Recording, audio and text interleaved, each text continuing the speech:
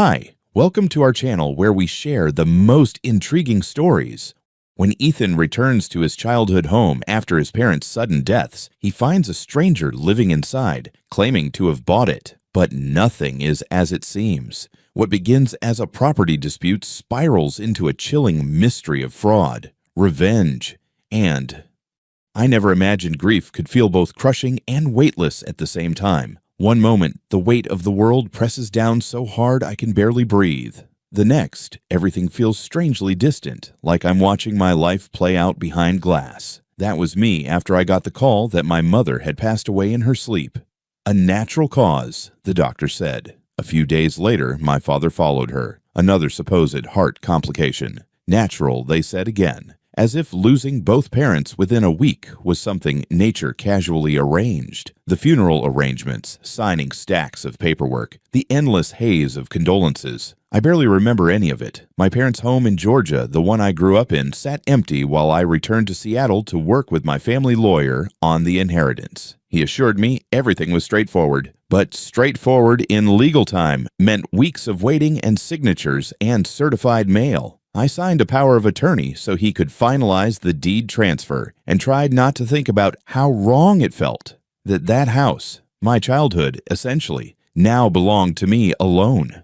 Neighbors I barely recalled reached out with sympathy cards. One message stood out. A woman named Mrs. Crawford mentioned that she'd seen an old neighbor, Dennis Harper, hanging around the property shortly after the news spread. Dennis Harper, the man who used to glare at my parents through his blinds like he was waiting for them to commit a crime. My parents always walked on eggshells around him after a tragedy many years ago when his wife collapsed at our dinner table and they weren't able to save her. The paramedics arrived too late. He blamed my parents for her death, filed lawsuits, hurled accusations. The courts threw out his claims, but bitterness sticks to certain people like tar. Apparently, he had sold his house years ago and left town.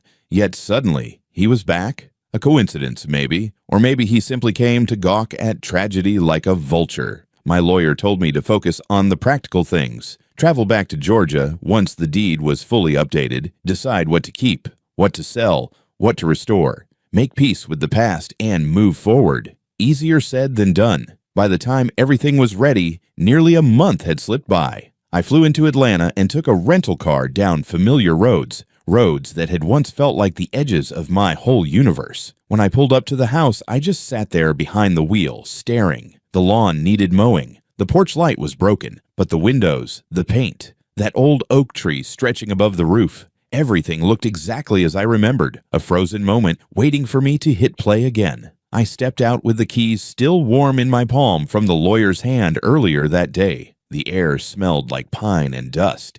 It smelled like home. But as I approached, something was off. A bicycle leaned against the porch railing. Someone's jacket hung on a chair. Curtains were drawn shut, though I'd left them open last time I was there. My heart thudded hard enough to make me pause. I tried the front door. Locked. I knocked, confusion twisting into unease. After a moment, footsteps.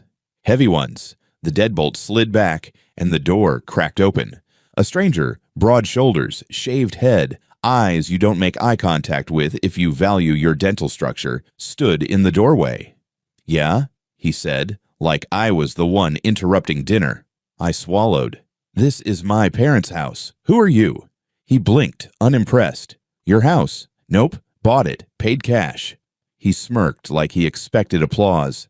"Name's Rick." He opened the door wider, not to invite me in, but to show me I wasn't welcome. Behind him, I caught a glimpse of furniture that definitely wasn't ours. Laundry piled on the couch, a TV blasting sports highlights. My mother would have had a stroke. Everything in me recoiled. No, that's impossible. This house is mine. I have legal ownership. I have the documents. My lawyer just finalized them. Rick's smile sharpened. He tapped the door frame. "Got my own paperwork, friend. Signed by the previous owner, guy named Dennis." My blood ran cold.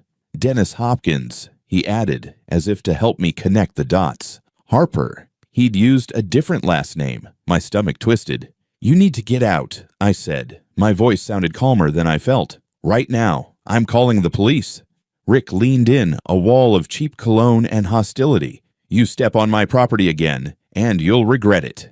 He shoved me back, hard, like swatting away a fly. I staggered down the steps, adrenaline punching through my ribs. For a split second, I actually considered leaving, driving away, waking up somewhere sane. But the memory of my parents sitting on that same porch stiffened my spine. I pulled out my phone and dialed 911 as neighbors peeked through curtains. One by one, porch lights flicked on along the street like the whole block leaned in to watch the show. Rick spat on the ground between us. Then, with a casualness that made bile crawl up my throat, he turned his back on me and shut the door in my face. Behind that door were the only things I had left of my parents. And now a stranger lived there. I waited for the police with my heart rattling inside my chest like it wanted to claw its way out. I kept pacing in front of the house, trying to wrap my head around the absurdity of the situation. My house, my family's home. And yet I was the one outside in the cold Georgia dusk, while some thug sat inside on my parents' couch watching ESPN and spitting on my lawn. When the patrol car finally rolled up, the flashing lights felt like some kind of salvation. 2 officers stepped out, one younger, fresh out of the academy by the looks of it, and one older, with that exhausted expression that said he'd seen every kind of crazy this town had to offer. "Evening," said the older one, nodding. "You're the one who called?" "Yeah," I said. "My name's Ethan Rowlands. This is my parents' house. They passed away recently, and I just finished the inheritance process. But there's a man inside who claims he bought the house from someone named Dennis Hopkins. I have legal documents proving I own it." He raised a brow. "And the man inside, he's refusing to leave." "He shoved me," I added. "Threatened me. I think he's squatting. Or worse."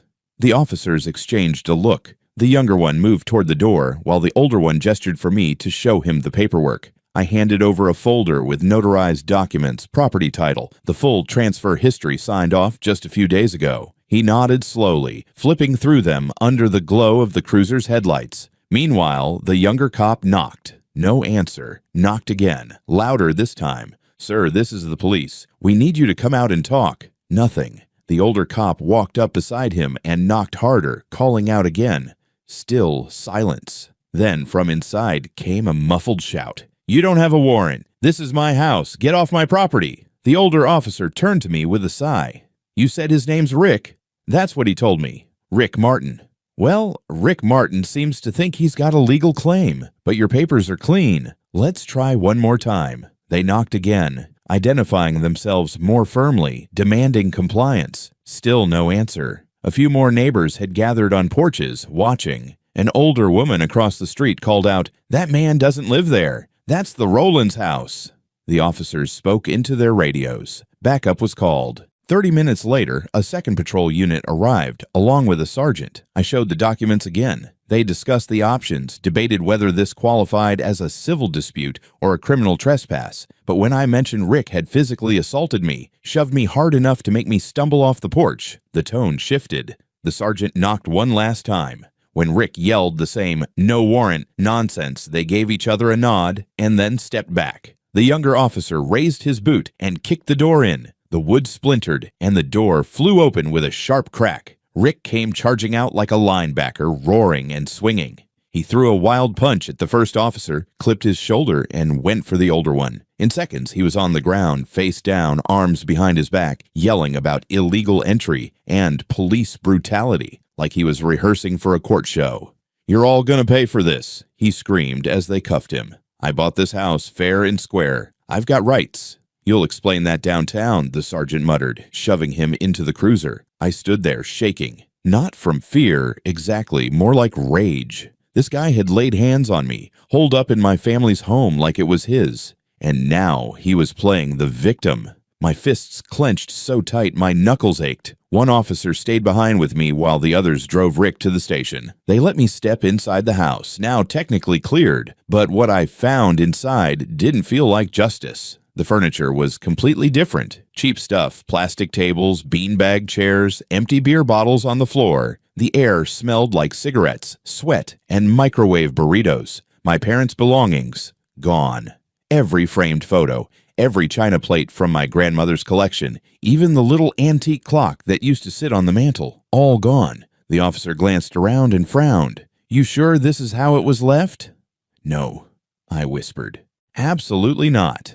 We found no sign of forced entry. The locks had been changed. Rick had clearly made himself comfortable, but it didn't look like someone squatting out of desperation. It looked like someone who believed he'd actually won. At the station, Rick sat smugly in an interrogation room while I gave my statement. His version of the story? He'd met a guy named Dennis Hopkins who sold him the house for $55,000 cash. They signed papers. He got keys, and he moved in. No bank, no title company, no legal trail. Just some good old-fashioned back alley real estate fraud. The sergeant frowned at Rick's papers. They were surprisingly convincing. Fake signatures, forged notary stamps, even a mock-up of a title deed. But none of it matched what the county registrar had on file. My claim was already in the system. Legally, I was the owner. Rick didn't care. "Not my problem," he kept repeating. "I paid for it. That's on the guy who sold it." The officers asked where he'd met Dennis. Some bar. No last known address, no photo, nothing.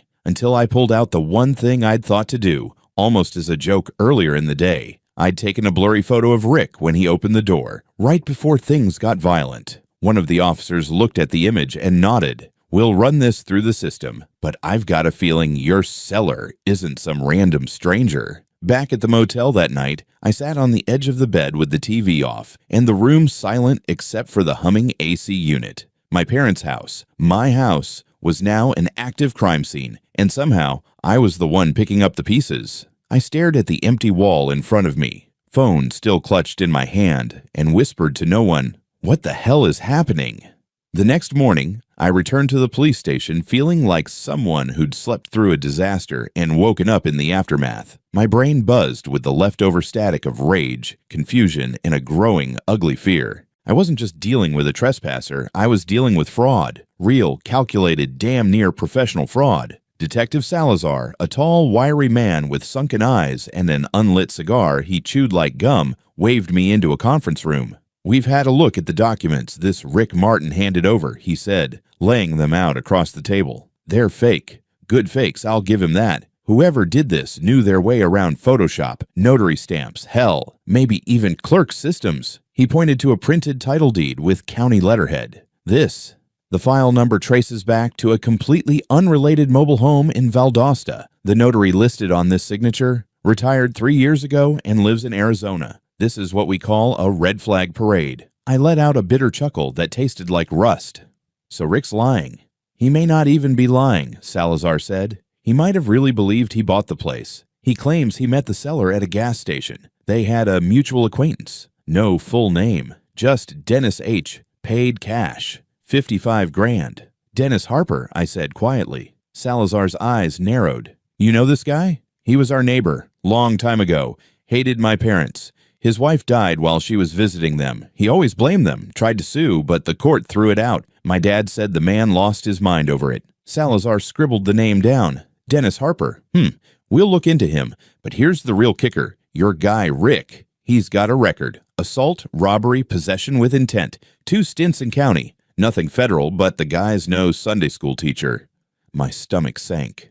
So he's just a pawn. Maybe. Or maybe he's the kind of guy someone hires to do dirty work while keeping hands clean. Salazar paused. "Thing is, the theft charge is tricky. Rick didn't break in. He entered with a key, changed the locks, and claims he bought the place. Civil court might say he was duped. But the assault?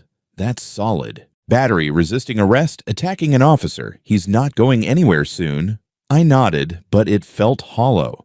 This wasn't about Rick anymore. "This is going to sound strange," I said, "but I want to go back to the house. Check what's missing. My parents' things." There was stuff that had no price tag. Jewelry, letters, a clock that's been in the family for 3 generations. Salazar looked at me for a moment, then nodded. "You'll go with an officer. The place is cleared, but it's still being processed. Don't touch anything that looks baggable."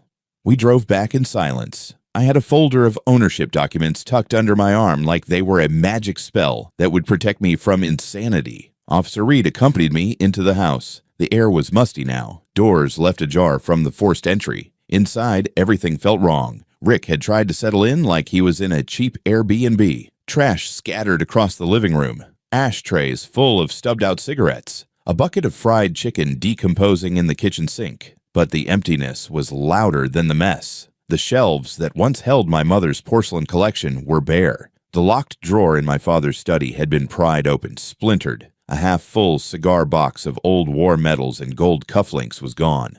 The wall safe, open and completely empty. There was a set of gold earrings, I said aloud, though mostly to myself. My mom's. She wore them every Sunday. Reed nodded toward a side table. If he pawned them, we might be able to track them. Assuming he pawned them, I muttered. Not buried them, sold them off privately, or tossed them to cover tracks. In the master bedroom, everything personal was wiped clean. It was just a stained mattress now and a pile of crumpled sheets. He moved fast, Reed said. Didn't care what he broke. I found myself standing in front of the fireplace, where a wooden box once sat. Inside that box had been our family photographs, some over 70 years old, gone now, like the past had been robbed, not just the house. At the station later that afternoon, Rick sat stone-faced during further questioning. Salazar grilled him for 2 hours. I watched through the two-way glass. Rick wouldn't budge. He didn't know where the valuables went, claimed the house was basically empty when he moved in, said he thought it was weirdly clean, like the guy who sold it had already cleared it out. When Salazar showed him the photo I'd taken, his ugly mug framed in the doorway, Rick didn't flinch, but when he brought up the name Dennis Harper, Rick twitched. No clue who that is, Rick said. Salazar leaned in. You sure? Because it's funny. Harper used to live in that neighborhood. Neighbors remember him. One said he came by the house after the owner died. Never met him. Rick grunted. I got the house from some dude named Dennis Hopkins, that's what he told me. Mind if we make a sketch? Do what you want. Rick described his seller in vague terms. White guy, 60s, gray hair, glasses, looked like a retired vet or some kind of professor. The police artist got to work. The result wasn't perfect, but it looked familiar. That face lived in the corner of my childhood memory like a bad dream. Mrs. Crawford confirmed it later that week. She pointed at the sketch and whispered, "That's him. That's Dennis Harper." It was official now. The man who hated my parents with a quiet, festering rage had come back like a ghost wearing fake ID, sold their house, robbed their things, vanished into smoke. Except this wasn't a ghost story. This was a goddamn manhunt. The day the sketch hit the bulletin board at the precinct, everything changed. Mrs. Crawford's confirmation turned a vague hunch into a name on a case file. Dennis Harper, the man who once lived next door. The man who had spent years seething in silence after his wife choked to death in our dining room over 20 years ago. I was 10 years old when it happened. I remember the sound of the ambulance, the flashing red lights outside our window, my mother sobbing, my father pacing the hallway. Mrs. Harper had been laughing at something my dad said, took a bite of baked chicken, and choked. My parents tried everything. Heimlich, back blows, called 911 within seconds. The paramedics arrived fast, but not fast enough. It was one of those tragedies that just happens, a terrible, random, merciless moment. But Dennis never saw it that way. He claimed they let her die, that they stood there doing nothing, sued them for wrongful death. When that got thrown out, he tried filing criminal negligence. That failed too. The court dismissed him, but he never let go. After that, he stopped speaking to them, moved away a few years later, and now it made sense. The house, the documents, the robbery, all of it. I told Salazar everything I remembered. He listened without interrupting, arms crossed, jaw tense. He was always off, I said. Even before she died, a control freak. My dad said he had some kind of God complex. Salazar nodded slowly. We're working on verifying the ID. If he used a fake name to sell the house, we've got grounds for a serious federal charge. Fraud, forgery, interstate real estate crime if any banks were involved, which they weren't, but still. What about the valuables? I asked. The jewelry, the photos, my mom's wedding ring. We're combing through local pawn shops, he said. But the guy was smart. He offloaded fast. Most of that stuff's probably been laundered or flipped already. He wasn't wrong. Of the 10 items I reported stolen, only 2 showed up at a pawn shop in Savannah. My dad's watch and a silver cuff bracelet. Both were sold under the name John Denver, a fake ID so bad it sounded like a joke. The real break came when one of the local pawn brokers recognized Harper's face from the sketch. Came in all paranoid, the guy said. Kept looking at the door, sold a bunch of junk. Told me his wife died recently, and he was downsizing. Yeah, right. Surveillance footage confirmed it. Harper was back in town in disguise, selling off my family's history like he was cleaning out a garage sale. We ran with that. Turns out, Harper hadn't just come back to town for one big con. He'd been planning this for years. According to a contact Salazar dug up in the DMV system, someone with Harper's original name filed for a legal name change in a different state. Paper trail was messy, but the picture fit. He'd created an alias years earlier, maybe in case he ever wanted revenge. Or maybe that was the plan all along. One night Salazar called me in. "We found something," he said. "You're going to want to sit down." The forensic team had gone back through the original death certificates for both my parents. Routine just to confirm the timeline. But one of the investigators, a young guy from out of town not used to Georgia's sometimes lax mortuary system, noticed something odd. The medical examiner who signed both death certificates? Same guy. But he'd retired 5 years earlier and apparently had no memory of either case. Salazar called in a favor, got an exhumation order for my dad's body. I didn't want it. I didn't want to think about what that meant, but part of me already knew. The toxicology came back within a week. Digoxin, a drug used to treat heart conditions and to mimic heart failure when given in high doses. In other words, poison. I threw up in the station parking lot when I heard. Not because I was surprised, because some part of me wasn't. Harper didn't just rob me. He didn't just forge documents. He killed them. Waited decades. Built a fake identity. Found a way into the morgue. Had someone forge paperwork to make their deaths look natural. The guy didn't just hold a grudge. He engineered his revenge. The rest came tumbling fast. Salazar and his team discovered that 2 part-time morgue assistants had been paid off under the table, $10,000 each, cash, to make sure Harper got access to the report files and physical samples. One had just bought a new truck. The other had suddenly paid off his student debt. Arrest warrants were issued. One confessed within 24 hours. The other fled the state. It was like peeling back layers of rot. I started having dreams. Harper standing in my parents' bedroom watching them sleep. The doors unlocked. The alarm system disabled. Him moving like smoke through the hallways. The wedding ring slipping from my mother's finger. Salazar called again 2 days later. "He's gone," he said. "Left the country the day after the fake sale. We didn't catch it in time. But we're working with Interpol. The net's closing." I didn't respond. I just sat there on the motel bed, staring at the wall, wondering how long someone could plan your ruin without you ever seeing it coming. Harper had vanished. My parents were in the ground. My family's keepsakes were scattered to God knows where. And all I had left was a deed with my name on it. And a house that felt less and less like home. The headlines hit the local news like wildfire. Poisoned legacy? Georgia man investigated in inheritance scam. It felt surreal reading my last name in bold letters on a news ticker, sandwiched between a weather warning and a high school football score. I didn't want the attention, but attention was exactly what we needed to find Harper. Salazar kept me updated daily. He looked 10 years older than when we'd first met, his eyes darker, his voice more clipped. Interpol issued a red notice, he told me. We have confirmation he boarded a flight to France 2 days after the house sale. He used a fake passport under the name Gregory Miles.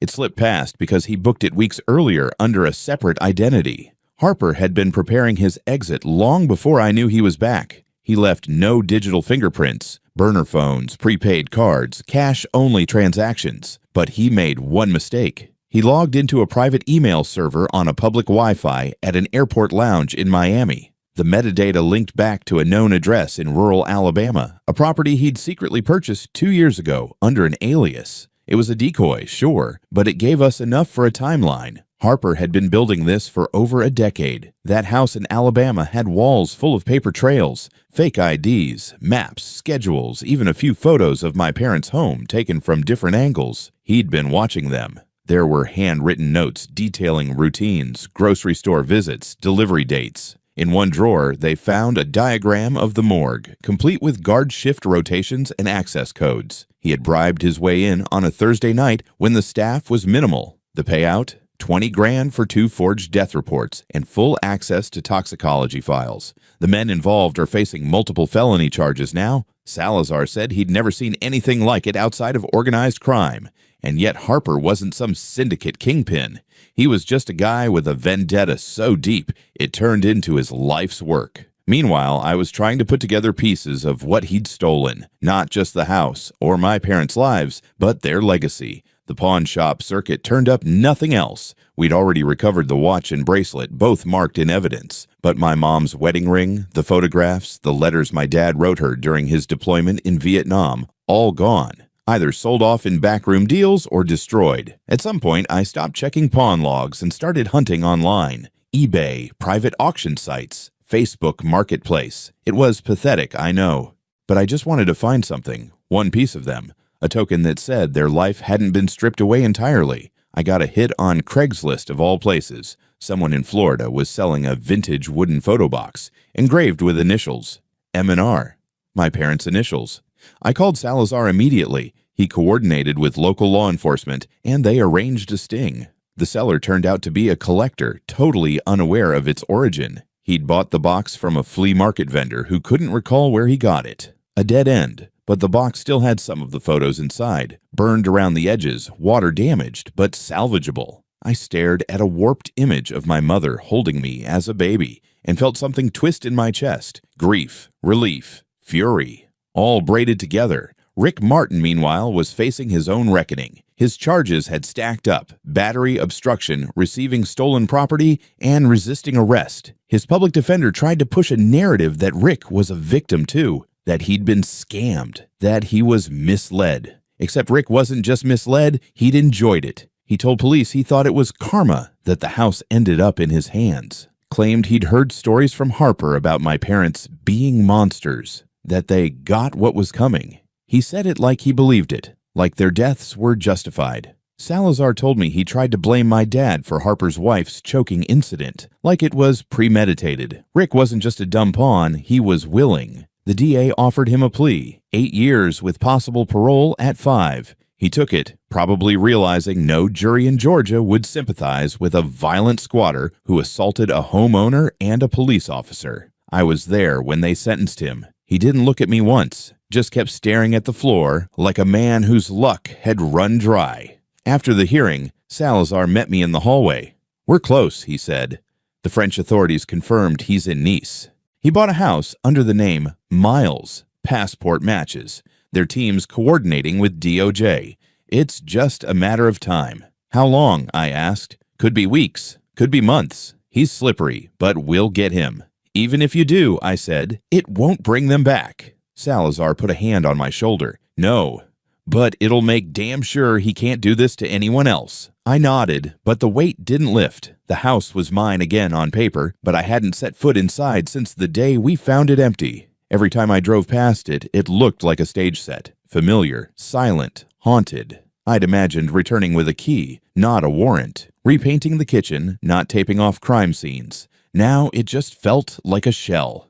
One night, I drove there, alone. I unlocked the front door. The lock still clicked in that same crooked way it always had. The air inside had settled, but not in a peaceful way. It was hollow. I sat on the living room floor for a while, staring at the fireplace where our family photos used to sit. And I said nothing. Not a word. Because the silence already said everything. It took 6 months. 6 painfully slow, bureaucratic, red tape-wrapped months. But it finally happened. The call came just after sunrise. Salazar's voice was hoarse but triumphant. "We got him." I didn't believe it at first. I thought maybe he meant someone else. One of the morgue assistants, maybe a fence from the pawn trail. But no.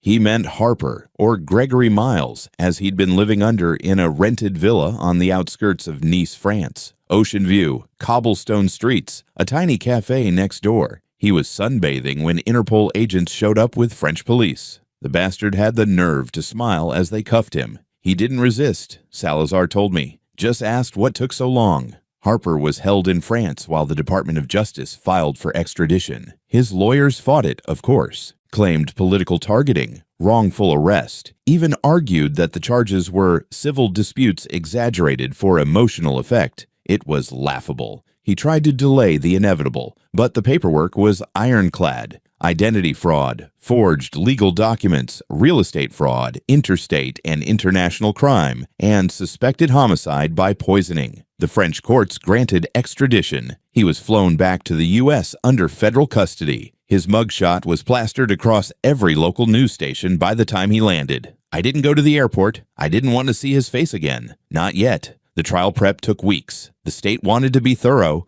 They had to be. It wasn't just about proving the forgery anymore. It was about murder. I sat in on the DA's meetings as a witness and as family. They showed me photos of the forged documents side by side with county records, lab reports on the digoxin levels in my father's blood, financial trails of Harper's bribes, surveillance footage of him at pawn shops, and even an old low-resolution still from a street cam showing him entering the house weeks before I arrived. The prosecution had built a mountain, and Harper was sitting on top of it, smirking like a man who thought he'd weathered the storm again. But this wasn't 20 years ago. This time, he wasn't dealing with grief-stricken neighbors. He was facing the United States federal justice system. The courtroom was packed the first day of trial. Press, locals, a few neighbors from my old street. Mrs. Crawford sat in the back, her lips pressed tight. Harper wore a navy blue suit and a look of bored defiance. He barely looked at me as I took the stand and recounted what happened. The phone call from the lawyer, my return to Georgia, the man in the doorway who told me I no longer owned my own family home.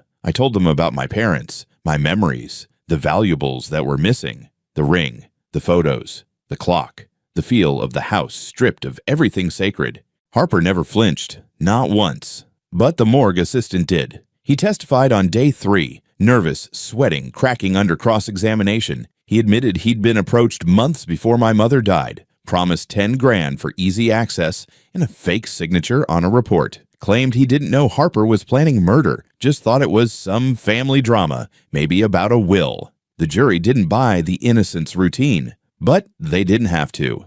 He was already cutting a deal. The forensic toxicologist nailed the coffin shut. The digoxin levels were textbook poisoning. Combined with Harper's access, the timing, the cover-up, the story wrote itself. Still, Harper tried to wriggle free. His defense attorney argued that my father had heart issues, that my mother's death was stress-induced, that Rick Martin was the real aggressor, that Harper had been manipulated by grief and circumstance. The jury didn't buy it. The verdict came after 4 days of deliberation, guilty on all major counts, 2 counts of first-degree murder, multiple counts of fraud, forgery, obstruction, and conspiracy. Harper stood motionless as it was read, hands clasped, jaw tight. The sentencing hearing came 2 weeks later. I was there, front row. The judge, a woman in her 60s with a steel voice, read the list slowly. The total, 5 consecutive life sentences. No parole. The courtroom didn't erupt. It didn't cheer. It just exhaled. Afterward, Harper turned around, eyes scanning the room until they landed on me. For the briefest moment, his expression cracked. Not with remorse, not even regret. Just recognition. Like he finally saw me not as my father's son, but as the man who ended his crusade. Then the marshals led him out. That night, Salazar and I met at a quiet diner. He ordered black coffee. I got whiskey. "Justice is a weird thing," he said. "Takes forever. Feels like molasses. Then one day, it hits all at once like a freight train." I nodded. "What now?" "You rebuild. You get the house fixed. Maybe sell it. Maybe live in it. That's your call now." He paused, then added, "But if you do stay, you might want a good security system." I laughed, for the first time in what felt like years. He was right. The ghost was gone, but the house still had echoes. The trial was over. The monster was caged, and yet I still didn't feel free. The headlines faded. Reporters stopped calling. Neighbors went back to gossiping about potholes and property lines. And me. I stared at my parents' house for days without walking in. It felt like a place I'd inherited in a will with a curse stapled to the back of it. The front lawn had gone wild again. Unkempt grass, dry patches like scars. The porch creaked louder than I remembered. I changed the locks. Not because I thought Harper would return, but because I needed to undo something. Symbolically, maybe. Spiritually, definitely. Inside, the house still smelled like mildew and betrayal. I'd hired a cleaning crew weeks ago, but no amount of bleach could wipe away what had happened here. The wallpaper in the hallway was still torn where Rick had dragged a couch through it. The living room ceiling fan was broken. The dining table, the one where Mrs. Harper had once choked, was still in the garage, covered in a tarp. I couldn't bring myself to get rid of it. I started sorting through the attic. Boxes sealed with brittle tape, faded handwriting, a stack of old Christmas ornaments, my baby shoes, my dad's veteran medals, a letter from my mom, never sent, addressed to me at college. I read it twice, then a third time. It was full of motherly things. Updates about a neighbor's cat, a recipe she wanted me to try, a sentence that hit like a hammer. Your father and I miss you more than you know. I sat in that attic and cried for the first time in months. The next morning, I called a locksmith again, this time to open the old safe my dad had built into the floor of the study. The keypad was jammed, and no one had touched it since before all of this happened. It took the guy 20 minutes to crack it. Inside were documents, some war medals, and something wrapped in velvet. I unrolled it and just stared. The ring, my mom's wedding ring, the one we thought was stolen, still there, untouched. Maybe Harper didn't find the safe. Maybe he assumed it was empty. Maybe my dad, in one final act of protective instinct, had hidden the most important thing away from the world. I took it out and held it in my palm. Cold, gold, familiar. I spent the next 2 weeks slowly reclaiming the house. Room by room, I fixed what I could. Repainted walls, replaced fixtures, cleared out old furniture. But I didn't erase everything. Some stains you don't scrub out. You preserve them. They're part of the story. The backyard was overgrown, but I started trimming it back. I planted a tree, one of those crepe myrtles my mom always loved, bright, unruly flowers. A little chaotic, just like her laugh. Neighbors started stopping by again. Mrs. Crawford brought peach cobbler, said it felt right, seeing someone in the house again. Mr. Vance, from 2 streets over, offered to fix the broken gutter. It was the first time in years I felt the neighborhood breathe around me instead of holding its breath. And then one morning, I got a call from Salazar. "You sitting down?" he asked. "Do I need to be?" We found a storage unit Harper rented under one of his aliases, in Tennessee. My heart stopped. "We think it might contain some of the stolen items," he continued. "Furniture, boxes, jewelry. Some of it matches your list. We'll send you pictures for identification." The photos came through that afternoon, and there it was, the clock. My grandfather's antique mantel clock, the one that used to chime every hour and scared me as a kid, still intact. Also found a collection of photo albums, a handwritten notebook in my mom's cursive, letters from my dad, a locket, a dish set wrapped in newspaper from the 1980s. They weren't just objects. They were fragments of my life returned to me. I drove out there the next week, signed release forms, brought the items back home one by one, like survivors pulled from a shipwreck. That night, I arranged them on the shelves again, hung photos, rewound the clock, let it tick, let it ring. The house didn't feel haunted anymore. It felt restored, not perfect, not untouched, but mine. A year passed. The house no longer echoed like a crypt. It sounded like life again, creaking floors, wind rattling the windows, the occasional bark from the neighbor's overfed poodle. I kept the crepe myrtle alive. Somehow, the blooms came back even brighter this spring, like they had something to prove. I didn't sell the place. I thought I might. Early on, when every corner held a ghost, when every creak sounded like Harper breathing down my neck, I almost put the deed up for sale. But I stayed, because my parents didn't spend their lives building that home just for some maniac to poison it and walk away. Some rooms I still haven't touched, my father's office, for example. I fixed the door, replaced the lock, but I haven't moved a single paper on that desk. His handwriting still lingers on a sticky note by the lamp. A grocery list. Nothing profound, but it's his. And my mother's sewing room. I repainted it pale blue, her favorite. I put the velvet box with her wedding ring back on the shelf. It didn't feel like surrender. It felt like peace. Rick Martin is still in prison. Tried filing an appeal. Denied. One of the morgue assistants took a plea deal. Got 10 years.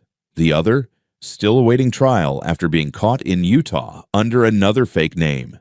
Apparently, he thought Harper had one more payout hidden somewhere. He was wrong.